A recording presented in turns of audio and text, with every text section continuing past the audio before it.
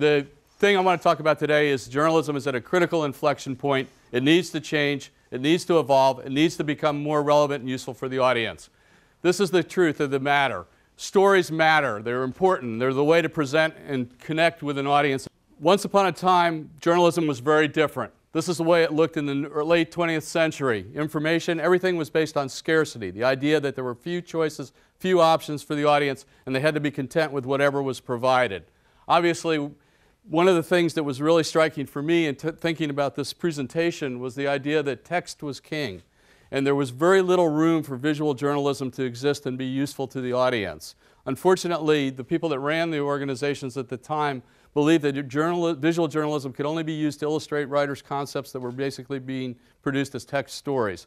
And that kind of limitation of literalism really deformed the way that we've created visual narrative.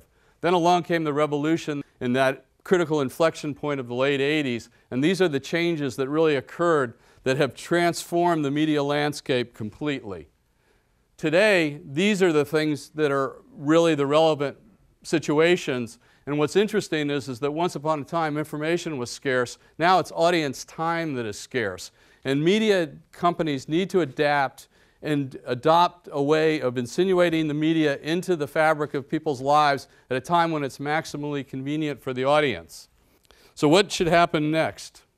Marshall McLuhan, I think, said it best, and what he recognized was that there was an alternative form of language to text that existed, and it's been there since the dawn of time. And it basically, in the dawn of time, it was cave paintings and oral storytelling tradition that were the main mechanisms of spreading information that was useful to the population. Today that language is coming back and it's called multimedia. What's really critical about this slide is the idea that people learn best by working together and doing things together and training together and practicing, and then by teaching others. And the reason that this is important is because journalism needs to adopt the gaming paradigm and way of framing information. Because if you look at the bottom part of that, that's all about really a gaming environment. And I think if journalism can learn to use multimedia in a game-like way, it can really be enhancing. The thing about this is that multimedia connects the specific situation of a particular moment or set of facts or a set of observations, and it connects it to the underlying truth about the human condition. And I am subject to a certain kind of learning disability, and for me, visual communication has always been incredibly important, incredibly powerful as a way of getting to absorb new information. And I think that multimedia can enable us to reach many more sets of audiences in a particular way that's useful like that. Okay, so talking about this, each type of media element has a particular kind of attribute that makes it unique, a certain kind of DNA characteristic, if you will. And I think the great multimedia journalism in the future is going to be people actually performing like chemists building polymers that will experiment with different types of media elements, and the way that we fuse those and put those together is what's going to really create and make a rich story. So these are still the essential critical journalistic questions that have to be answered as we think about a new paradigm and a new framework for journalism. These are all still critical questions that must be addressed by whoever's being the practitioner. So to me, this is kind of what the landscape could look like of new journalism companies, where we move away from the sort of the factory model of very much command and control, working in silos, very structured, very sheltered, and it becomes much more organic and a bit like the medieval craft sense of craftsmen in Europe in the Middle Ages. And I think that we have to move to this kind of a model in order to realize the full potential of journalism and its relevance, and in particular the visual journalism part of it. So what's happening now is that I think wise people who are creating content, media content, are recognizing that not only that people consume media at different times of the day for different reasons on different devices, and that for media to be effective and to be communicating, it has to be able to be understood to be breaking apart and then coming together on these various devices.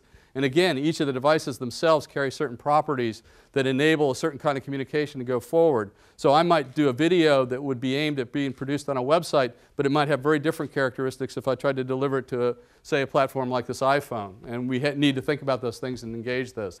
So one of the things that I think is going to happen is that professionals and amateurs are going to come together in a much more tight bond than previously. This idea that we are sort of a cult of priests as journalists, and we tell you what the news agenda is, and you have to listen to us and only to us, and you only know what we can tell you that we know, that's breaking up, obviously. And I think that what's important is that we still have a role to play in helping people act as curators, and filtering agents to separate the wheat from the chaff on the internet. And there's so much signal, we have to change the signal to noise ratio of the internet to make information that's valuable so that people can make the wise choices about their lives. So what I see happening is that old media eventually collapses of its own weight if it can't reform in the ways that I'm suggesting it needs to. And I think that visual journalists will come together in small, nimble companies, and they will outperform and make content that's perceived by the audience to be much more valuable than what's coming from mainstream journalism today. One of the things that multimedia does is it unites geographic communities and communities of interest. This is sort of the landscape that I see happening with multimedia. It's the new news conversation, and it has all these attributes, all these parts, and they're coming together in a rich, flowering way, if you will, and that's hence the metaphor. So what I'm asking is, all the smart VCs in the audience, think about this, and I'm not being facetious about this at all. What I see happening right now with journalism is that philanthropies, venture capitalists, foundations are investing in investigative journalism because they recognize that that kind of accountability journalism is essential to the swift and efficient functioning and necessary functioning of democracy. And as such, it can make a really profound contribution. I would like to submit that I think multimedia storytelling, if it's invested in the same way, has the same kind of carrying capacity and ability to create a much more informed citizenry. So my hope is that we will get to a stage where the people with the power to invest will invest in these small startup multimedia production companies to enable us to create the kind of content that will reach an audience. Thank you very much.